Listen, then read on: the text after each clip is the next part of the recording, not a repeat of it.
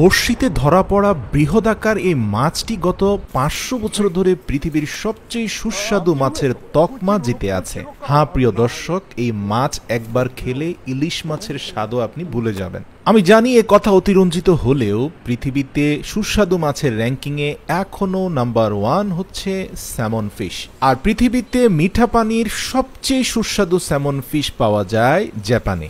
আর জাপানিজরা salmon ফিশকে একটা বিশেষ প্রক্রিয়ায় কোনো প্রকার রেফ্রিজারেটরে না রেখে তাদের সামুদ্রিক উপকূলে পাওয়া এক বিশেষ খনিজ লবণ মাখিয়ে দীর্ঘ 1 মাস শুটকি করে ঘরের উপরের চালের সাথে ঝুলিয়ে রাখে। এরপর সে মাছটার যখন বয়স হয় তারপর সেই এজড স্যালমন ফিশটাকে স্লাইস করে কেটে কয়লার উপরে বাঁশের স্টিকে ঝুলিয়ে এমনভাবে সিদ্ধ করা হয় যে জাপানি স্টিক দিয়ে চাপ দেওয়া মাত্র লেয়ার বাই লেয়ার প্রত্যেকটা মাসেলগুলো আলাদা হয়ে যাবে। এটা দেখতে যেমন মনোমুগ্ধকর, খেতেও অসাধারণ সুস্বাদু। আপনাদের একটা কথা জানিয়ে দেই, এই মাছের চামড়াটাও অনেক বেশি পরিমাণে দাম দিয়ে কিনতে হয়।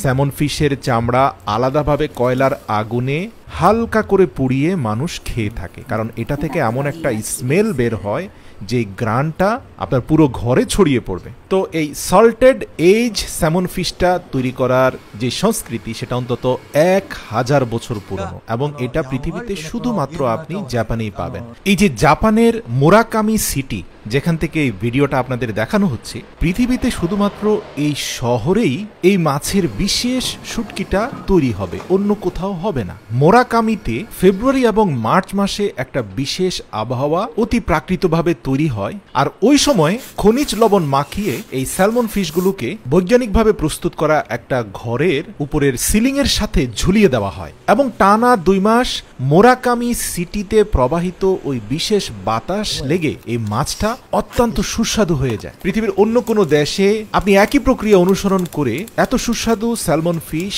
কখনোই প্রস্তুত করতে পারবেন না যেটা জাপানের মোরাকামিতে হবে। আর এজন্যই তারা স্যালমন ফিশ কাটার পূর্বে সৃষ্টিকর্তার প্রার্থনা করে, এবং এটা কাটার সময় এর ভেতরে যে লিভার থেকে শুরু করে অন্যান্য অঙ্গ প্রত্যঙ্গ আছে সেগুলোকেও সংরক্ষণ করা হয়। এগুলো অত্যন্ত মূল্যবান, স্থানীয় মার্কেটে এগুলো উচ্চ মূল্যে বিক্রি করা হয়, কারণ এগুলোতে অনেক ঔষধি গুণাগুণ রয়েছে। তো পর্যাপ্ত পরিমাণ খনিজ লবণ মাখিয়ে তারপর সেটাকে ঝুলিয়ে দেওয়ার অন্তত 2 মাস পার হওয়ার পরে আপনারা দেখতে পাবেন যে মাছটা এমন একটা শেপে চলে আসে যে এটাকে 100% শুটকিও বলা যাবে না, আবার তরতাজা মাছও বলা যাবে না, কিন্তু এটার স্কিনটা অত্যন্ত সফট এবং গ্লোসি হয়ে যায়। তো ধারালো চাকু দিয়ে স্পর্শ করা মাত্রই দেখবেন যে মাংসপেশিটা খুব চমৎকার ভাবে আলাদা হয়ে আসছে। তো এখান থেকে কাটা সরিয়ে টুকরো টুকরো করে প্রত্যেক পিস মাছকে তাদের ট্রেডিশনাল কাঠির মধ্যে ঝুলিয়ে সেটাকে কয়লার আগুনে রাখা হয়। একটু পরেই দেখবেন যে স্যালমনের যে ন্যাচারাল ফ্যাট রয়েছে সেটা সিদ্ধ হয়ে আস্তে আস্তে বের হচ্ছে, এবং সময়ের সাথে সাথে এটা পারফেক্টলি বয়েল হয়ে যাওয়ার পরেই রেস্টুরেন্ট কর্তৃপক্ষ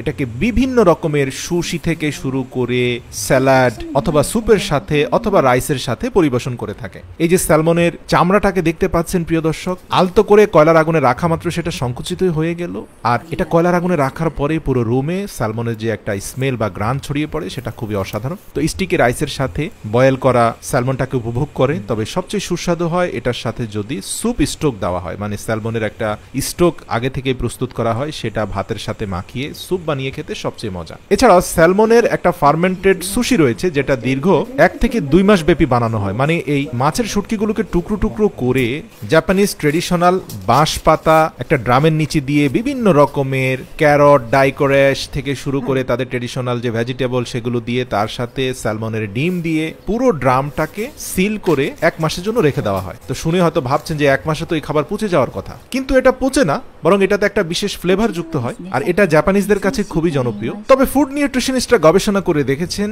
এই খাবারটা 1 মাস পরে খেলে এর নিউট্রিশনাল বেনিফিট 4 থেকে 5 গুণ বেড়ে যায়।